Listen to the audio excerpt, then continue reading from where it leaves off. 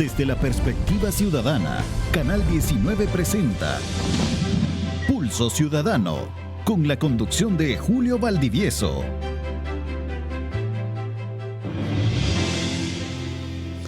Buenas noches, hoy es 18 de febrero del año 2021. A 10 días de las elecciones, esta noche tendremos a 3 invitados en el estudio. Me refiero a Eduardo Alvarenga, candidato a diputado por la Libertad bajo la bandera del partido Vamos, al coronel Jorge González Segura, candidato a diputado por el departamento de San Salvador bajo la bandera del Partido de Concertación Nacional, y al doctor Ricardo Lara, candidato a diputado por San Salvador bajo la bandera del Partido Arena. Con ellos vamos a analizar cuáles son sus propuestas legislativas, cómo se van a diferenciar del resto de sus compañeros en caso de favorecerles con el voto. Pero lo más importante, qué compromisos adquieren de cara a la ciudadanía en lo que respecta a los temas de transparencia, de ser una verdadera oposición. Con ellos pasaremos en este momento a hacer las respectivas áreas. Buenas noches, es un gusto tenerte en nuestro Muy buenas noches, programa. Gracias por la invitación a este tan prestigioso programa. Va a ser un verdadero honor compartir con los otros invitados y también con su persona. Un saludo a todos los televidentes del Departamento de la Libertad. Muchas gracias, Eduardo. Coronel, es un gusto tenerlo en la noche. Sea siempre mis primeras palabras, Julio, para darle gracias a Dios en su orden a esta prestigiosa empresa y luego pues a ti, ¿verdad? Ya que nos tienes acá y también con un gusto poder departir esta noche. Y digo departir porque no solo vamos a compartir nuestras formas de pensar. Claro. Así que buenas noches a todo el pueblo salvadoreño. Y por supuesto al doctor Ricardo Lara, un gusto tenerlo aquí. Muchas gracias, Julio. Muy buenas noches a todos los capitalinos, todas las personas que nos están sintonizando, aquí a los dos miembros del panel con los que vamos a conversar esta noche. Esperamos tener una tertulia agradable en la cual podamos presentar no solo nuestras propuestas, nuestras inquietudes, sino que pues prácticamente ya lo que va a ser el cierre de la campaña de estas elecciones. Buenas noches. Con eso quiero empezar a 10 días antes de la elección, del día D, como se le conoce en el calor electoral.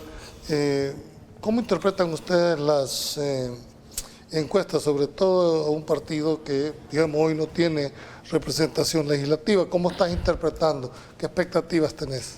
Bien, importante el tema de las encuestas porque nos hace medir un momento coyuntural precisamente a días de que se den las elecciones tan importantes que vamos a vivir el 28 de febrero del presente año. Decir que nosotros nos hemos dado la tarea de recorrer los 22 municipios del Departamento de la Libertad y en nuestro recorrido e intercambio con la población encontramos datos diferentes de lo que las encuestas nos dicen. He de ser bien honesto que al inicio de la creen en las campaña, encuestas? la gente me dice otros datos. Al inicio de la campaña, de cada 10 personas con las que yo me encontraba, voy a ser bien honesto, un promedio de 8 personas me decían que estaban en aras de apoyar al partido en el gobierno o a sus partidos aliados. Hoy en día puedo decir que de cada 10 personas con las que converso, 4 personas están en disposición de conocer nuevas opciones políticas y no necesariamente están por cerrar filas con el partido en el gobierno. Y también es importante, tampoco están a favor de votar por los partidos políticos tradicionales, entiéndase por Arena, FMLN, PDC y PCN. Existe un gran rechazo a la propuesta política de los partidos tradicionales. Los partidos nuevos que van liderando las encuestas no les convencen. El tema del 9F, la población lo ha ubicado como un día nefasto para nuestra consolidación democrática y eso ha afectado justamente la perspectiva que se tenía sobre este gobierno y eso nos ha dado la oportunidad a partidos emergentes como el nuestro, como Vamos, para presentar nuestras propuestas de cara a la población, que conozcan nuestros perfiles,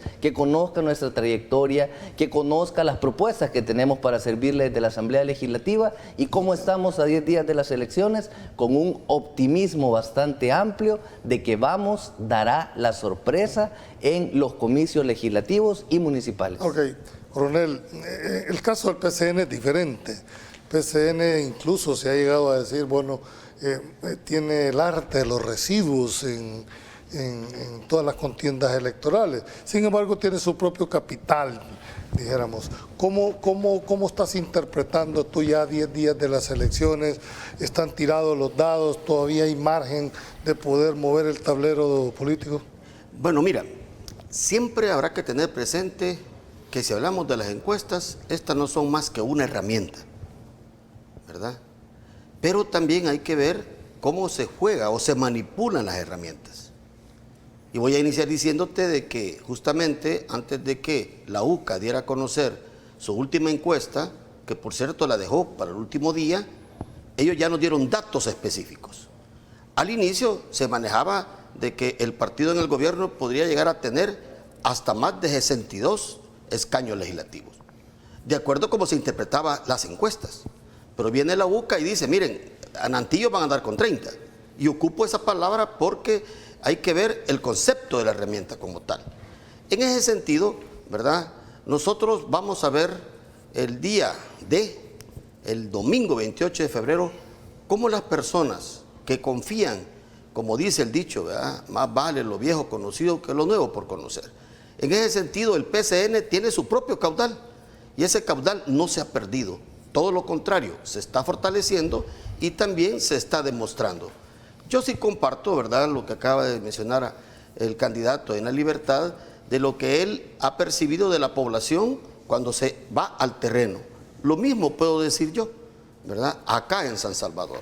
¿Has ido a los 17 municipios? A los 19, pero también me gusta ser honesto y siempre empiezo yo, ¿verdad?, saludando a los soyapanecos. Es donde más he trabajado, es donde más he hecho presencia. Y especialmente porque Soyapango tiene solo para poder sacar 5 diputados, ¿verdad? Sí, la cantidad de duizados que tiene. La cantidad de población que reside ahí. Así que en ese sentido hay que ver de que la población, y si lo vemos en esa dimensión del 100%, estamos de que hay un 7% de las personas que ya pasan los 60 años. Y esas personas con seguridad, ¿verdad?, han manifestado que van a volver a reiterar su voto de confianza por este partido. Pero aparte de eso, vemos nosotros hoy un fenómeno que es bien interesante. ¿Y cuál es el fenómeno interesante?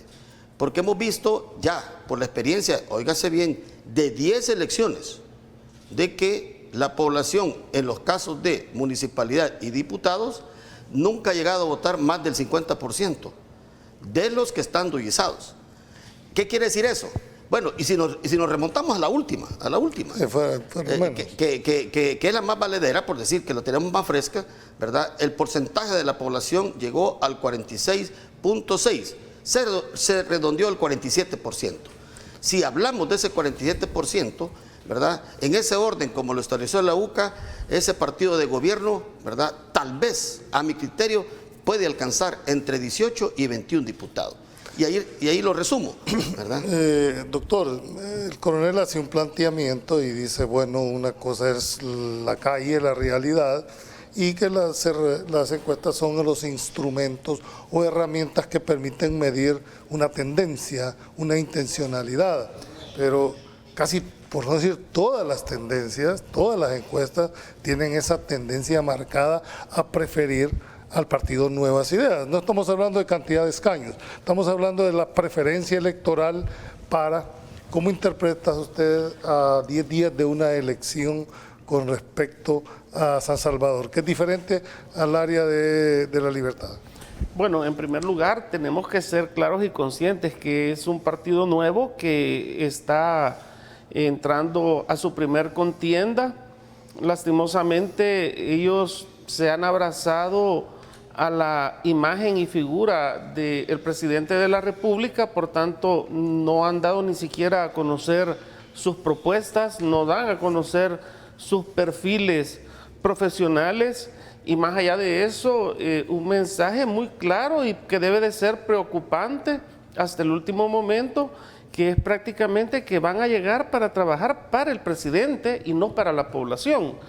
En tal sentido, yo creo que pues las encuestas son la fotografía de un momento que se puede modificar en el camino en base a lo que va aconteciendo en el día a día, particularmente en un país como el nuestro, que cada día tenemos acontecimientos diferentes. Podemos ver lo que ocurrió el día de ayer, que pudo haber sido un día de mucha felicidad, el hecho de que ya llegaba la vacuna del COVID aquí a nuestro país, que de hecho es el motivo por el cual Ricardo Lara está en esta contienda por la pandemia. Y esa gran noticia, con ese gran despliegue publicitario para no más de 22,000 dosis de vacunas, despliegues de helicópteros, lanchas, camiones, el ejército, llorando de emoción cuando aterrizaba el avión con las vacunas. Y el día de ahora nos damos cuenta que desde el 3 de febrero se supone hay vacunas aquí en el país y las han tenido guardadas. Difícilmente creo yo que han llegado a un punto de subestimar la capacidad de razonamiento de la población. En tal sentido, hoy por hoy, me atrevo a decir que las cosas han podido cambiar. En lo personal, creí al inicio, cuando decidí participar en este proceso electoral, que íbamos a ver más personal de salud buscando un curul, porque al final del día la pandemia continúa y los próximos 3 años, Julio, todas las leyes y todo lo que se decida hacer tiene que estar siempre en un eje central, que es el tema de la pandemia. Hablan de todo tipo de propuestas, pero si la pandemia no la controlamos, no habrá propuesta que valga. Yo quisiera que regresáramos al tema de la encuesta, ya para cerrar esta parte, porque es diametralmente opuesta a la intencionalidad. Es más, si cuando uno analiza los datos, bueno, tú ves ahí, pues la intención de voto para Arena es del 6.8%, Nuevas Ideas 72%, FMLN 5.6%, gana 60%, Vamos tiene el 1%, gana el 3%, PDC 0, etcétera, etcétera, etcétera. Es decir, hay una clara intencionalidad, esos son datos. Ahora, que eso se traduzca en diputados, no lo sé. Estamos interpretando una encuesta, pero no solo una. Hay una tendencia. En el caso de Arena es una maquinaria electoral, y en el caso del PCN también tiene sus estructuras territoriales, pero ustedes, como vamos, que no tienen esa estructura, has pisado tú los 21 municipios o 23 creo que 22, son. 22 en La Libertad. Sí, nos hemos dado la tarea de ir al territorio y presentar cara a cara las propuestas a la población. ¿Y qué nos dice la población al respecto? Mire, primero, los diputados que ya se encuentran en la Asamblea Legislativa vinieron a pedirnos el voto hace 3, 6 años y nunca volvieron al territorio a presentarnos los resultados de la labor que han realizado. Desde ese momento nos diferencian y nos dicen, bueno, les vamos a dar el voto de confianza a ustedes y queremos que no repliquen esas formas nefastas de hacer política. ¿Cuál ha sido tu principal apuesta cuando entras así con la gente al face to face? Bien, he de decir que yo he fundado 2 sindicatos en la administración pública y por tanto mi propuesta base o principal es representar a la clase trabajadora desde la Asamblea Legislativa. Vamos a coincidir que se avecina una crisis económica sin precedentes para el país, pero no tiene que ser bajo ninguna premisa la clase trabajadora la que pague las consecuencias y platos rotos. ¿Qué hablo yo entonces con la población? Hacerle ver el escenario que se avecina para el país y que no es positivo bajo ninguna premisa que exista concentración de poder en una sola fuerza política, porque ello va a derivar sin lugar a dudas en abusos en las decisiones que se van a adoptar y no habrán contrapesos efectivos desde la Asamblea Legislativa. Coronel, igualmente, es decir, ¿cuál sería tu principal apuesta, pero puntual, así? Yo sé que es muy difícil en un programa de 20 minutos por persona poder establecer un planteamiento programático, pero ya entendí muy clara cuál va a ser la propuesta y ya la voy a comentar en el segundo plano, pero en el tuyo, ¿cuál es tu principal propuesta como el coronel González Segura? A la pregunta, yo siempre inicio manifestando que como partido se tiene toda una propuesta, ¿verdad? Pero también el partido nos ha permitido que podamos tener nuestras propias propuestas. En su orden, yo tengo 5, pero la más emblemática es, y le he llamado, que le vamos a dar término a las AFP como tal, ¿verdad? Tú estás proponiendo que desaparezcan las administradoras de pensiones. Exactamente. Y también, ¿Y esa va a ser una propuesta de partido o es una propuesta no, personal? esta es una tuya? propuesta muy personal, pero también tiene consecuencia con lo que el partido ha manifestado, ¿verdad? Porque yo he entendido otra cosa, en las posiciones que ha fijado el PCN, nunca ha ido tendiente. Sí, por eso digo y lo manifiesto, ¿verdad?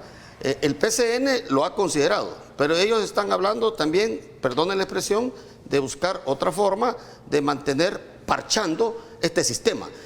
El caso es, y como bien lo dice el compañero, ¿verdad? Nosotros, esta legislatura, los que lleguemos, nos vamos a enfrentar a algo que no ha sido o va a ser inédito en nuestro país. Lo primero es la economía quebrada. Por lo tanto, las AFP, ¿verdad? Hay que tener la claridad de que ellas, inclusive de donde el modelo se trajo, que fue Chile, esto ya terminó, Estás planteando que se busque un nuevo modelo para poder... de hecho, inclusive hay varias propuestas ya, ¿verdad? Entonces, y esto es bien sencillo como yo lo manejo, y es así. Cuando tú tienes una cuenta de ahorro en un banco, tú llegas hoy y la retiras. Y puedes ir a abrirla a otro banco. El problema es que si este banco que vas a abrir te da por lo menos medio punto, ¿verdad?, en cuestión del interés que el otro. Ok. Entonces, esa es la... Quería centrar en esos dos puntos porque quiero profundizar en la segunda parte del programa cada una de las propuestas. Conductor, igualmente, ¿cuál es tu principal apuesta? No necesariamente tiene que ser el ramo de salud, pero esa es tu expertise. No, yo definitivamente decidí participar en este proceso electoral y llegar a la Asamblea Legislativa para convertirme en un representante del sector salud. Y cuando hablo del sector salud, Julio, me refiero también a todos los profesionales de la salud del ámbito privado, que de alguna manera en los últimos años se han visto afectados por muchas malas decisiones que se han tomado. Aquí se habla de emprendedurismo, aquí se habla de reactivación económica. Una clínica es un emprendedurismo para un médico, para un odontólogo, para un veterinario. En tal sentido, la pandemia también nos demostró lo vulnerables que estamos los trabajadores públicos desde las distintas instituciones que damos servicios de salud a la población, y en tal sentido, pues a mí no me cabe la menor duda que puede haber colegas mejor preparados que yo, más carismáticos que mi persona, pero yo me decidí participar en esta contienda porque mi objetivo es ser ese representante del sector salud que en los últimos años nos hemos sentido totalmente abandonados. A pesar de que cada partido ha tenido representación médica, yo recuerdo, hay médicos, odontólogos. Lo que ha sucedido es que no tenemos que perder de vista que muchos cuando llegan a la Asamblea Legislativa se les olvida su perfil profesional. En mi caso muy particular, una cosa tengo clara. Soy médico. Grabado. Voy a quedar grabado. Soy médico. Quiero estar 3 años y dentro de 3 años vuelve a salir el doctor Lara a la emergencia de Ilopango para esperar mi proceso de jubilación. Ok, bueno, es una grabación porque se han entrado todos y hay personal que se ha jubilado siendo diputado. Pues qué vergüenza para ellos. Y tienen la culpa, de que son dinosaurios, son los mismos de siempre y son dipurratas. Ellos mismos han conseguido que se les ponga esos malos adjetivos. Bien, ya volvemos, tengo que ir a un corte comercial. Ya en la segunda etapa vamos a entrar a profundidad con cada una de las propuestas que han establecido esta noche. Ya volvemos, no nos cambien.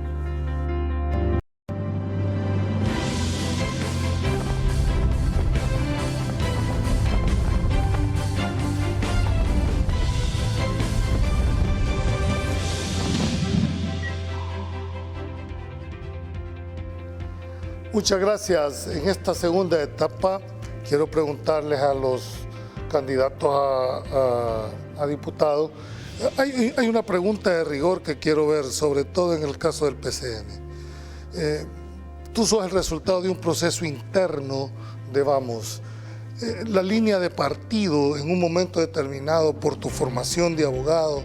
Si en esa línea partidaria hubiese, dijéramos, una contradicción, en el caso de tu propuesta de que has hecho sindicatos, dijéramos, y al hablar de sindicatos, hablar de una de las partes de las fuerzas laborales, porque el capital es el otro componente, ¿verdad?, como factores de la producción, ¿verdad? Si hubiera un choque entre la línea de partido y tu convicción en ese punto, ¿por qué te vas a decantar? ¿Sí? Yo creo que hay que decirlo de manera contundente.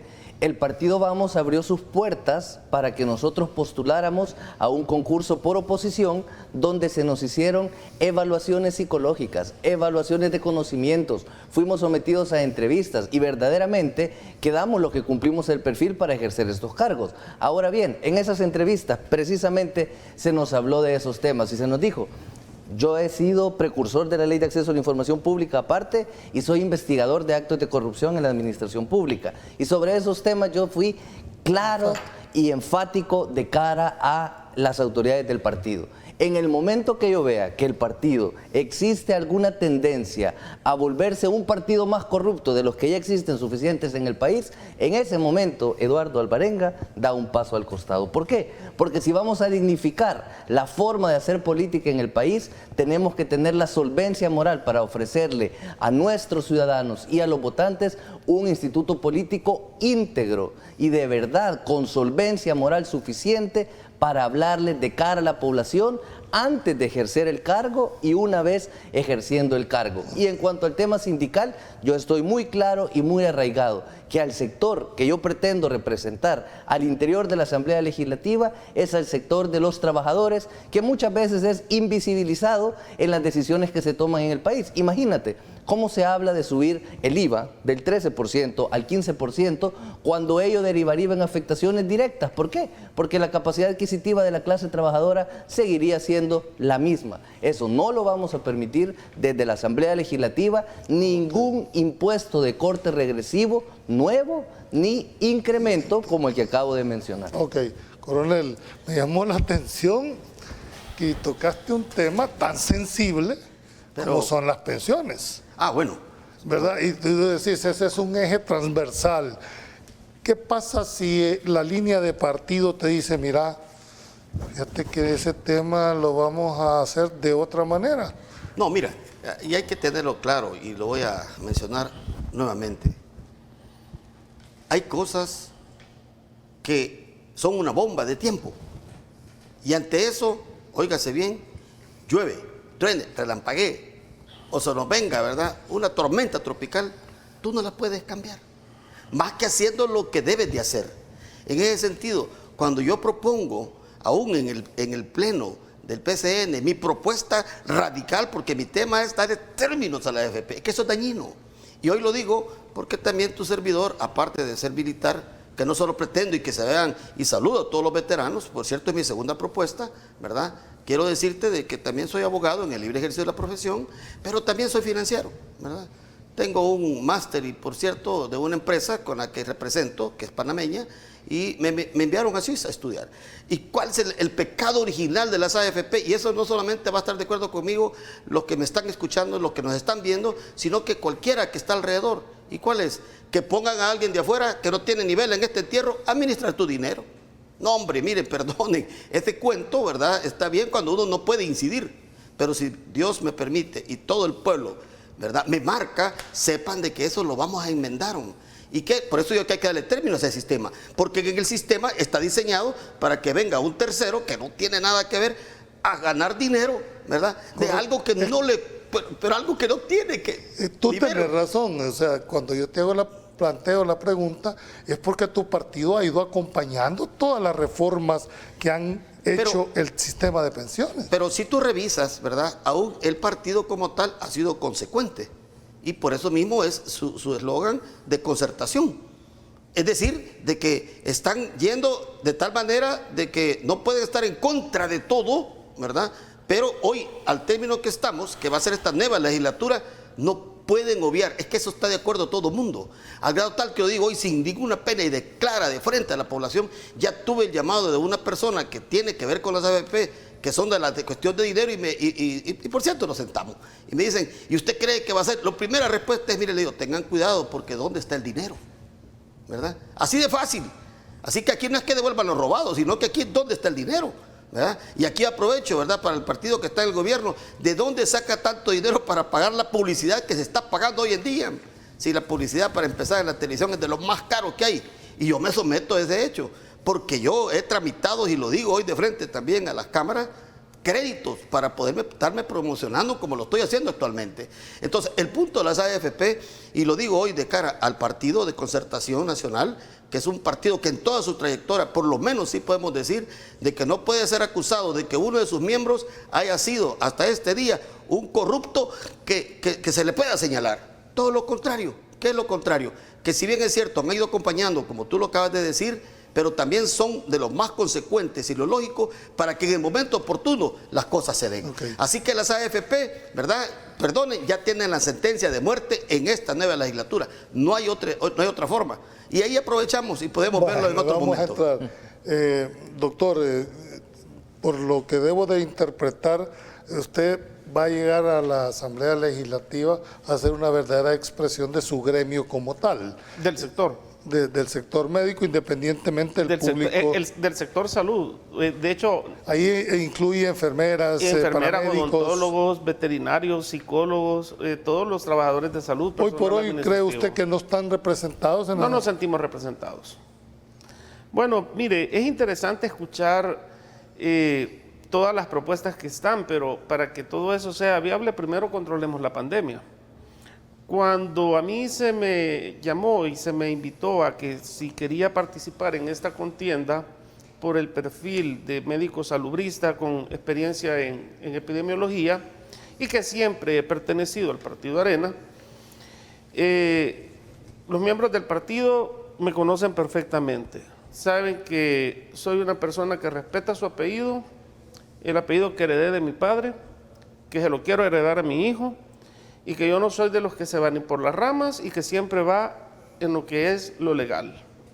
Y así he transcurrido mis casi 24 años de vida profesional. En tal sentido,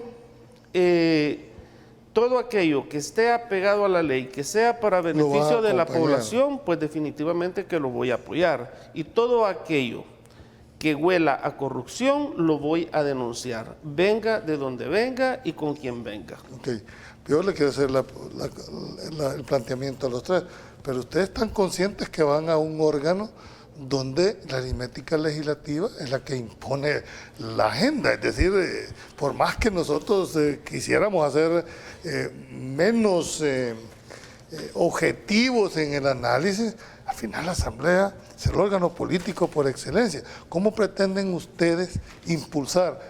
Y voy aquí a empezar contigo. ¿Cómo pretendes tú impulsar esa reforma si no tenés los números? Mira, vuelvo y repito, ¿verdad? Esta nueva Asamblea va a ser completamente diferente. En esta ocasión, y lo digo de cara también con el partido de gobierno, ¿verdad? No es cierto que aunque tuvieran de forma aritmética la mayoría simple o aún la calificada, van a hacer lo que quieran. Si es que cuando el pueblo decide manifestarse, perdone, ahí no hay más dónde. Y aquí tienen ustedes, y lo voy a repetir, el tema pensiones es una bomba de tiempo. Y esa bomba de tiempo llegó en esta ocasión. Y miren cómo es de sencillo, yo no quería tocar el tema en profundidad hoy. Por ejemplo, esta mañana se han vuelto a manifestar los veteranos. Y me invitaron para que estuviera ahí. Les dije, fíjense que no los voy a acompañar en esta ocasión porque estamos terminando justamente, ¿verdad? Correcto. La campaña electoral, y como yo quiero representarlos a todos los veteranos, si Dios también me permite, que es el segundo eje, pienso integrarlos, son una verdadera fuerza que miren, ya cuando están demostrados que ya están cansados, lo van a demostrar. Pero hoy, por ejemplo, se manifestaron un grupo de ellos. Eso es igual a las pensiones. No podemos continuar así. Ya vamos a entrar a este segundo de los veteranos porque ha sido un sector que ha sido engañado. No, y no los han utilizado. Moneda de cambio. Moneda de cambio.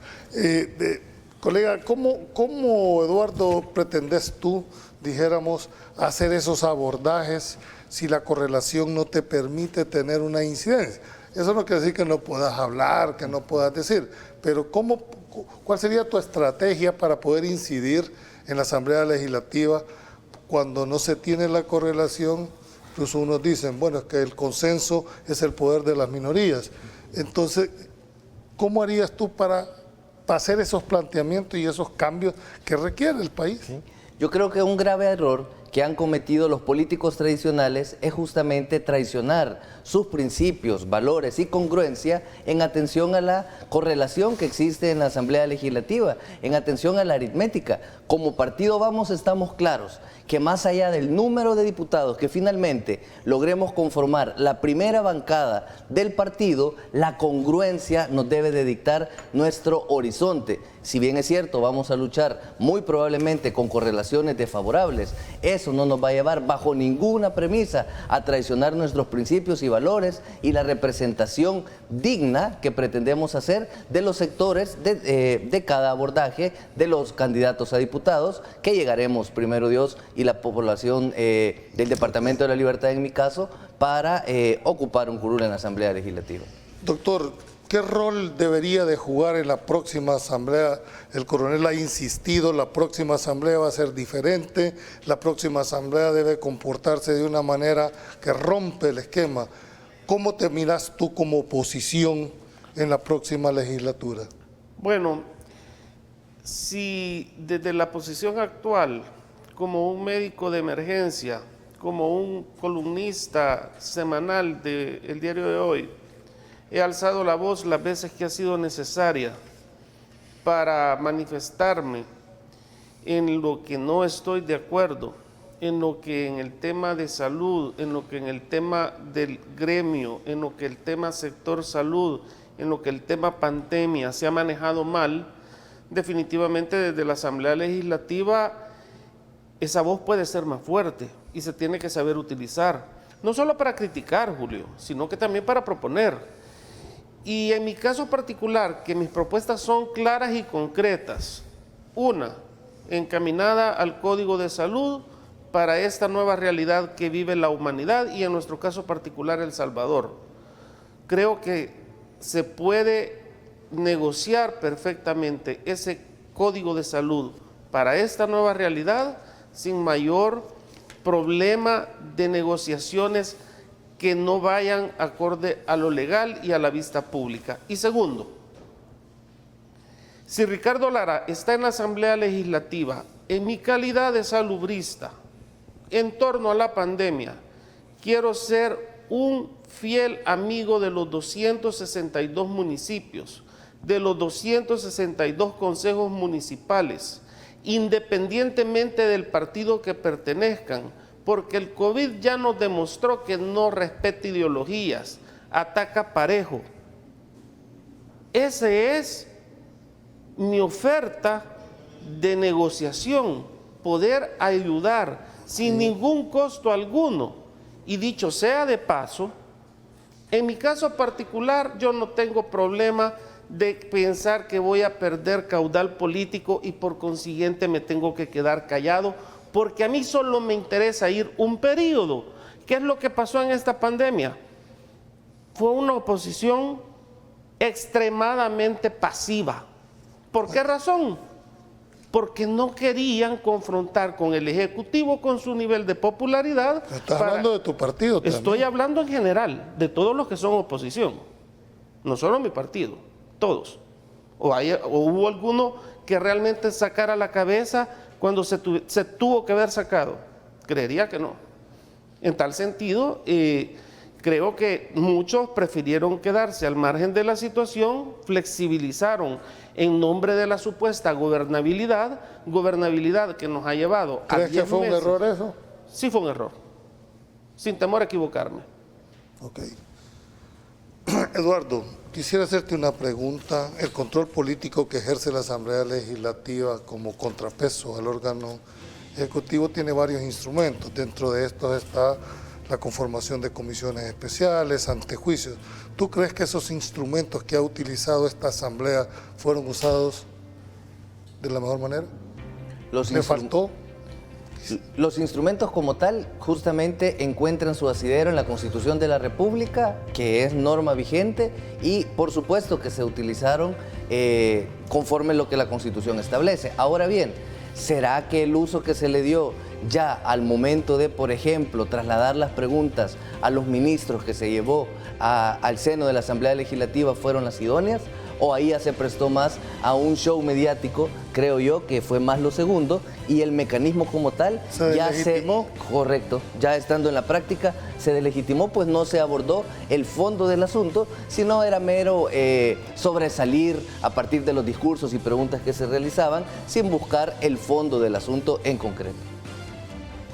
Tú, puntualmente, en 2 minutos, quisiera que me dieras cuál fue tu apreciación con respecto a esos mecanismos de control. Eduardo te dice, sí, yo creo que se ocuparon más mediáticamente y se deslegitima un proceso que tiene como finalidad precisamente controlar al otro. Mira, yo estoy más que convencido, y lo digo, que si hubiera estado en esta asamblea, creo de que hubiera sido todavía mucho más contundente. ¿Compartís con el doctor entonces que el rol de la oposición, entre comillas, fue muy pasivo? Mira, no solo lo comparto, sino que más quiero rescatar lo de Eduardo, sobre la base de que si ya tenemos, ¿verdad?, una norma jurídica, que es la Constitución, y ella nos dice qué va a suceder o qué debemos hacer, a la que podemos accesar, eso hay que hacer. Pero aquí viene, y te voy a hablar ahora en el caso, por ejemplo, del joven ministro de Defensa, ¿verdad? Al joven, desde que yo dije, le van a hacer antejuicio, en lo personal dije, por más que la misma Constitución dice, es un recomendable el señor Ejecutivo, al presidente no lo va a quitar.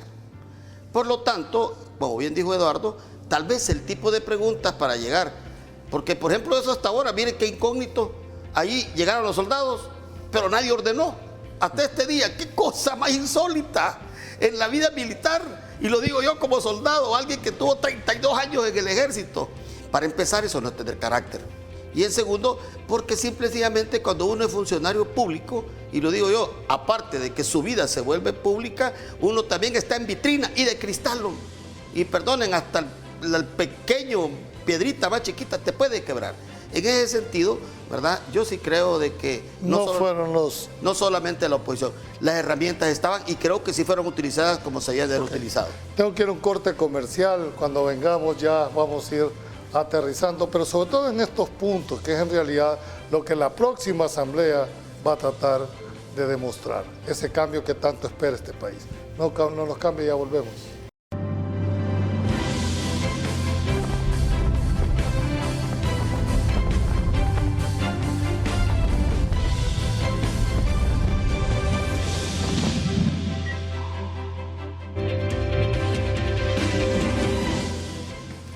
Bien, gracias. En esta última parte nos quedamos ya en las propuestas al final de qué es lo que esperamos este próximo 28 de febrero.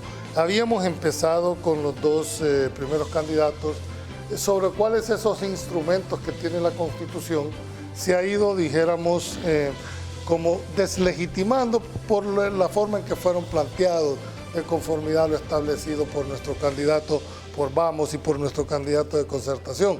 Me gustaría saber tú si compartís esa misma visión mediática que se hubo o se perdió una oportunidad en realidad de hacerlo. No, lo que sucede es de que esta Asamblea Legislativa creo que no se imaginó enfrentarse con un Ejecutivo que iba a ejercer el poder de la forma en que lo llegó a ejercer. Que hicieron uso de las herramientas que la Constitución misma lo permite, pues definitivamente. ¿Dónde es que estuvo la falla? Posiblemente en los tiempos, en la redacción de las preguntas, aún a la hora de hacer las preguntas, quienes hacían las preguntas, muchas veces el tono del que da el mensaje genera credibilidad. Y a esto sumémosle que no es a la persona, sino que es en sí al órgano del Estado, que ya de por sí estaba sumamente desgastado.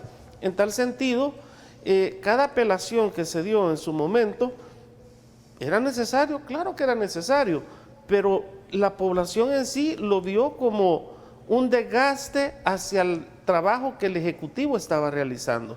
Entonces yo creería que se perdió mucho tiempo en situaciones que quedaron igual, porque al final del día apelaron al ministro de la Defensa y sigue ahí, cuando que la gran mayoría de los que nos gusta esto de la política sabemos que se cometió un gravísimo error que trastocó nuestra nuestra frágil democracia y que pues definitivamente el 9 de febrero ha quedado marcado. Quiero hacerles una pregunta porque quiero que ustedes adquieran un compromiso. Y aquí también quiero hacer eco a las palabras de mis colegas y tú que sos abogado. ¿De qué sirve vivir en un Estado de Derecho en el cual no se respeta ni siquiera los plazos que establece, no se respetan sentencias judiciales, no se respetan los plazos para elección de funcionarios de segundo grado? Y entonces, si esto no se hace así, entonces ¿cuál es el rol en realidad de la democracia? Si al final va a quedar en la voluntad del ciudadano en querer cumplir o no querer cumplir, ¿qué propondrían ustedes con respecto a esa efectividad que debe de tener la norma, que es la efectividad que debe de tener las resoluciones jurisdiccionales y la efectividad que deben de tener los mecanismos que tiene la Asamblea Legislativa? Porque te pregunto, ¿de qué sirvió todo esto? Correcto. Bien, yo quiero empezar diciendo, y creo que vamos a coincidir como personas que queremos ingresar a la Asamblea Legislativa, de que la deslegitimación que existe como órgano pues está bien ganada de las personas que han estado ahí por tantos años y no han cambiado las cosas desde la forma de hacer política. ¿Cómo llevamos esa legitimidad al ejercicio del poder democrático? Por ejemplo, ¿saben ustedes, población salvadoreña, que a la fecha, cuando una pieza de correspondencia llega a una comisión legislativa, no existe un plazo para que esta comisión emita un dictamen, favorable o desfavorable, y que se conozca en el Pleno Legislativo? Y eso deriva en penosas situaciones como la Ley General de Aguas, que tiene más de una década en estudio y análisis al interior de esa comisión. Una propuesta concreta que yo llevo en mi plataforma: vamos a impulsar reformas al reglamento interior de la Asamblea Legislativa y vamos a definir que un plazo perentorio de entre 3 a 6 meses por mucho tenga cada comisión para emitir ese dictamen. ¿Cómo le vamos a estar mintiendo a la población? La ley de la función pública lleva más de 2 años en estudio, y si hablamos de transparentar y hacer las cosas de manera diferente en el ejercicio... La ley de enriquecimiento ilícito, que tampoco... La ley de probidad, ley de enriquecimiento ilícito, la ley de amnistía, sigue ahí en ese estira y encoge y no llegan a feliz término porque existen intereses oscuros tras de ellos. Pues les vamos a fijar un plazo perentorio y vamos a obligar a la nueva clase política a que adopte decisiones en beneficio de la población en el menor tiempo posible. Vamos a ver si con esos plazos entonces siguen burlándose de la población. ¿Crees que el calificativo y la percepción que tiene la ciudadanía con respecto al órgano legislativo es el adecuado? Muchos representantes de la población se han ganado al dedo esas expresiones que ahora encuentran de parte de la población. Claro, hay que decir de que existen algunos que destacan por cuestiones positivas, pero lo que sucede es que la estrategia de quien los ha llevado a ese espacio los ha metido a todos en el mismo ruedo y todos le siguen el juego y le responden a esa línea discursiva que se maneja desde el Ejecutivo, cuando se puede perfectamente, pero no se quiere, dignificar la forma de hacer política. ¿Qué le decimos a la gente de cuando se critica desde la Asamblea Legislativa contrataciones de parientes en el Ejecutivo, pero hay diputados que tienen a toda la parentela contratada en la Asamblea Legislativa? ¿Dónde está la congruencia? ¿Dónde está ese tema? Esa es otra propuesta, que el personal que llegue a trabajar en la Asamblea Legislativa, en los grupos parlamentarios, sea producto de un concurso por oposición, por idoneidad, por mérito, no que actualmente al diputado le dicen: señor, usted va a tener esta cantidad de recursos, contrate el número de personas que usted quiera, tráiganos los currículum y póngale el salario que a usted mejor le plazca. ¿Compartís esa visión? Bueno, fíjate de que quizás quiero entrar a lo medular de la pregunta con respecto a los plazos. Yo quisiera decirte de que la ley misma establece plazos. Es inofensivo, porque no pero no, el detalle es que no lo respetamos. Pero aquí viene que sí hay plazos. Por ejemplo, con la Asamblea cada 3 años. Y aquí estamos ya no termino a un plazo. Por eso es que yo invito a la población y aprovecho este medio para que en esta ocasión elijamos, no votemos. Por lo tanto, lo digo enfáticamente, no marquen bandera, marquen a la persona, en este caso, y aprovecho ya, al número 11 del PCN, y tengan la seguridad que no solamente les voy a defraudar, sino que les voy a cumplir. Pero hablando de los plazos, quiero decirte que precisamente este servidor ha puesto la demanda de inconstitucionalidad del mal uso de nuestro escudo nacional. Pero como en esa instancia, ¿verdad? Llámese Sí. Corte Suprema de Justicia, específicamente Electa por... en la sala de lo constitucional, ¿verdad? No hay plazo para que digan si la admiten o no. ¿Qué propondrás tú en ese punto? A eso voy. Fíjate de que justamente esta nueva asamblea le toca que elegir, ¿verdad?, a los magistrados. Y el punto es de que si bien es cierto, hay que hacer, y aquí sí puedo concordar con Eduardo, algunas reformas, pero en ese entorno vamos con todo el aparato del Estado. No podemos estar pensando que solo es dentro de la Asamblea Legislativa. Quiero y fíjate preguntarte, qué cosa más interesante. ¿Es problema de ley o de aplicación? Porque vos mismo me estás diciendo, hay un plazo, pues entonces no es que no existe el plazo, es que no lo quieren aplicar el plazo. Aparte que puede ser de aplicación, lo que yo sí te quiero decir para que se me pueda tener claridad en lo que yo estoy tratando de manifestar, es que en el mismo Ejecutivo, ¿verdad? Por ejemplo, hoy en día, usted pide una información de acceso de la información pública en el Ejecutivo, no te la dan, le dan vuelta. Razón por la cual el joven presidente hasta nombró de dedo y quitó a otra persona dentro de esa, ¿verdad?, organización que debería ser la unidad de acceso a la información pública. El punto es de que también estamos ante, a mi criterio, ¿verdad?, al término no solamente de ser honestos consigo mismos, pero sobre todo de cara para cumplirle a la población. Okay. Yo acabo de escuchar al doctor que él dice bien claro que él quiere estar solo una legislatura. Qué bueno por él. Para mí no. Para mí mejor es que tengamos de una vez cuántos tiempos puede estar la misma persona, ¿verdad? Porque a lo mejor el trabajo de él sea tan bueno, ¿verdad?, si así Dios lo quiere, y le pidan que vuelva a ir. Pero entonces él solo está poniendo una, ¿verdad?, soga en el cuello, que yo no creo que es la más correcta, porque también si la gente se siente representado, le pueden decir otra vez, vaya. Pero no por eso va a ir a terminar ahí, ¿verdad?, para jubilarse. Bueno, Tantos pero eso ejemplos. sí es una propuesta tuya y un compromiso, es decir, yo necesito solo 3 años para hacer un planteamiento. Yo tengo claridad de lo que quiero llegar a hacer por el sector salud, por el rol de las municipalidades en torno de la salud pública, y por consiguiente no es ponerme una soga al cuello, simplemente es ser objetivo y que quiero también salir y demostrar que se puede entrar a ese lugar y se puede salir igual o mejor salvadoreño. Ok, yo quisiera decirte, cuando el coronel hace el planteamiento de los plazos, pero ambos sabemos, yo creo que todos, que en este país estuvimos 30 días sin Corte Suprema de Justicia, más de 7 meses sin Consejo Nacional de la Judicatura. Es decir, hombre, se sale fuera de la racionalidad, pero como no hay consecuencias a esas acciones, aquí no pasó nada. Ese es en el ámbito legislativo. Se han incumplido sentencias de la sala y no pasa nada. O sea, ¿qué proponen ustedes para que efectivamente eso se cumpla? Porque si no hay sanción, griten, lluevan o hagan lo que quieran, esto no va a cambiar. Hay que decirlo con toda propiedad y contundencia, el incumplimiento de estas funciones es un ilícito que está justamente establecido en el ¿Certificarían Código ustedes Penal.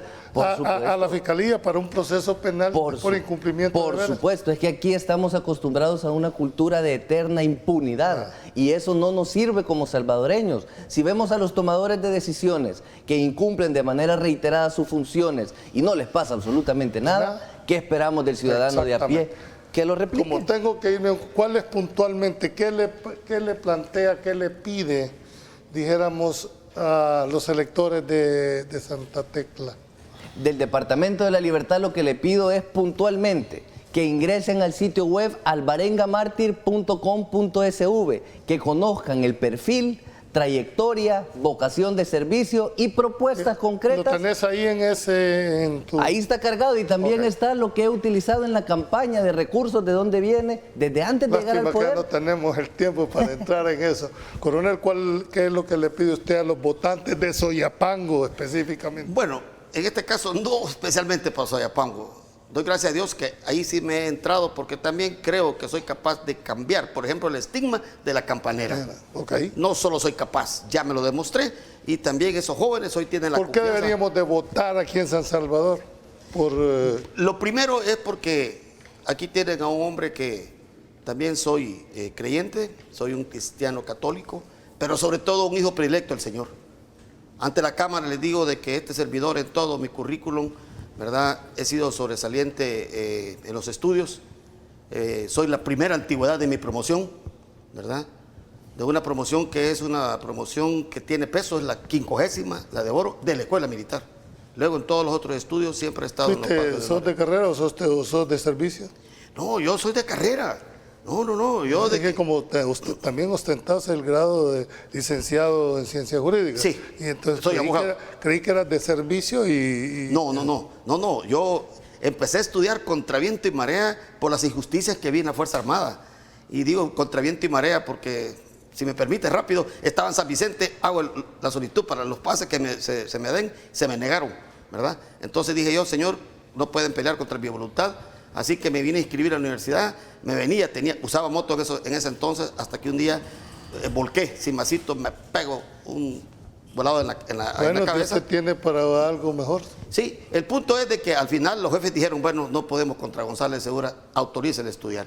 Entonces yo siempre estuve, gracias a Dios, soy herido en combate 3 veces y he estado siempre en primera fila, en primera línea. Aquí no hay un veterano, no hay alguien que me conozca, que diga que me temblaban las patas o otra cosa por el estilo. Doctor, ¿por qué votar por usted? Bueno, ¿Quién es San Salvador? ¿Qué es tu compromiso? en primer lugar, creo que a nivel del sector salud me conocen muchos que he sido un médico férreo gremialista, muy objetivo. Me considero sumamente idealista y creo que en un periodo se pueden hacer los cambios que propongo de cara al futuro de tantos futuros médicos, de médicos graduados en los últimos 10 años, enfermeras que están estudiando con ilusión de encontrar un trabajo. Saben que si he podido alzar la voz sin miedo durante todo este tiempo de la pandemia, estando en la Asamblea Legislativa, pues tendré herramientas suficientes para poder representar dignamente al sector salud y por consiguiente hacer las modificaciones que creo que necesitamos. Y quiero aprovechar este espacio, Julio, para pedirle al Tribunal Supremo Electoral que gire las instrucciones necesarias, porque muchos médicos, enfermeras, personal administrativo que va a estar de turno el día domingo 28 de febrero, se les tiene que girar el permiso correspondiente para que entren 2 horas antes o 2 horas después, según sea la situación, para que puedan ir a ejercer el voto. Este es momento que mucho personal de salud se siente coartado, que no va a poder ir a votar porque ese día tiene turno. Ok. Bueno, hemos llegado a la finalización del programa. Escuchamos las propuestas de los 3 candidatos a diputados, pero serán ustedes, amables televidentes, los que el día 28 de febrero, con las propuestas que han escuchado a lo largo de todos estos programas, definan quiénes serán nuestros próximos representantes. Ya sea por acción o por omisión, seremos responsables de nuestros actos. No nos cambie, el día de mañana tenemos otra interesante entrevista en Pulso Ciudadano. Pasen buenas noches y que Dios los bendiga.